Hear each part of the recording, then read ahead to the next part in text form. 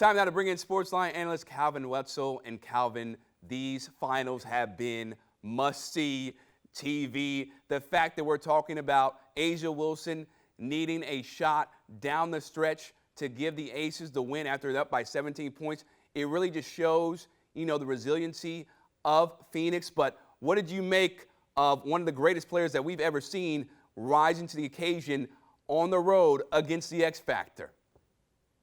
I mean, it's what A'ja Wilson is all about, and what this series has been all about. The Phoenix Mercury have struggled to defend the Aces because of A'ja Wilson. She can shoot over length, as you saw on that last possession, and if you send help, if you send a crowd, she might still finish like she did there. If not, she's going to find shooters, and that's what you saw in the first half with the Aces draining all sorts of threes. Jackie Young, Chelsea Gray, Dana Evans has gotten in on the act in this series. Jewel Lloyd, 4 threes in the first quarter in this one. And so when you have A'ja Wilson making shots like that, and you have shooters around her who are shooting the way that they are, what do you do if you're Phoenix? I don't know how you guard that.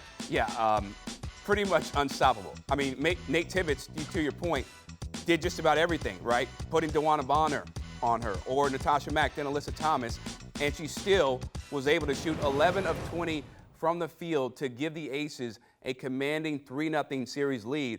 But you touched on, right, the three-point shooting. What did the Aces do so well in that first half to really give them that lead and take the crowd out of it?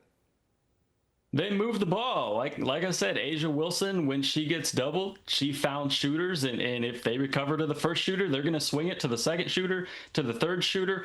Even that possession where Chelsea Gray had a shot waved off because it was after the shot clock, I still thought that was great defense by Phoenix, but that was also a perfect microcosm of what the Aces have been in this series, and especially in this game, the way that they moved the ball and continued to swing it around until they found an open shooter. They had the Mercury defenders scrambling and flying all over the place, and on that possession they looked pretty good, but eventually you play 24-second possession, someone's going to be open, and that's what you've seen with the Aces offense when they move the ball like they have been in this series. Yeah, they were moving the ball well, such unselfish, right, development and play all around, everybody getting a touch. But on the Mercury side, we do have to talk about their amazing run because they look dead in the water. The crowd, they were silent. They had nothing to cheer for. And then they go on an incredible run in the fourth quarter. They actually outscored the Aces 29-14 in the fourth. What happened in that stretch in your eyes, Calvin? Well, you heard Ryan Ruocco say it on the broadcast. Sometimes when a player goes down, like we saw with Satou Sabally with that head injury, of course, we hope she's okay, that it sort of rallies the team together. And you saw the Mercury do that. They started to lock in on the defensive end. They started to hit some shots. And I think Kalia Copper, that really got her going in particular because you saw she stepped in and took Satou Sabaly's free throws for her because she had to leave the court and wasn't able to take them.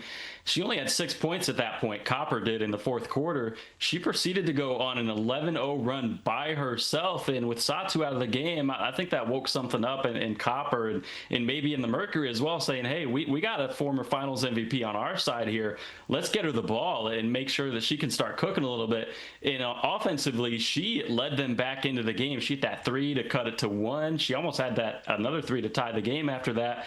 And then, of course, you had DeWanna Bonner making plays as well. She's played in more playoff games than anyone in history, and so she's been in these moments before. Couldn't quite get that last one to go, but the Mercury really stepped up in the fourth quarter. Couldn't get over the hump, but it was good to see for them in terms of momentum if they are going to get back into this series and win Game 4. And we're going to get to Game 4 in a little bit, but I want to get your opinion about the adjustments, right, that Becky Hammon made specifically in that first quarter, that first half, where she threw different things at the Mercury to throw them off their game. What did you like about the schematic game that Becky Hammon had and the way the Aces executed it?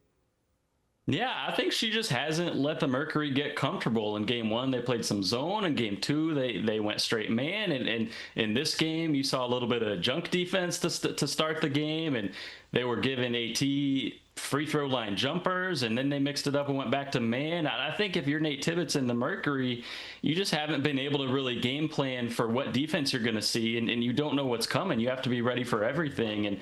And I think credit to Becky Hammon in that regard. She has had her team ready to switch defenses mid-quarter, mid-possession even a couple times, just really keeping the Mercury on their toes. And that's something that the Mercury are going to have to be ready for in Game 4 is they're going to have to be prepared to face any defense because Becky Hammon is willing to mix it up and pull out whatever she has in her bag. Yeah, she's really showing why she is one of the best coaches in the WNBA. Now, one thing that really played the Mercury, they were 23 of 31 from the line. The Aces, they were 23 of 25. So if they just make a few more free throws, we're potentially talking about a Mercury win. So going forward into Game 4, we know all the pressure is on Phoenix to at least get one game. How do you foresee this all shaking out, Calvin? I do think the Mercury can salvage one here, and then maybe the Aces close it out at home in Game 5, something that they haven't done in their 2 championships. They've both been on the road. But Mercury are going to have to play better defense. They did in the fourth quarter, of course, of this game. They're going to have to do that for 40 minutes. They've given up 89, 91, and 90 points, basically 90 a game throughout this series. That's not going to get it done. You can't put that much pressure on your offense to keep up with that. And so Mercury are going to have to hold the Aces down earlier than the fourth quarter, hold them into the low 80s, I think. But I do think that Nate Tibbetts is going to make the adjustments and be able to do that.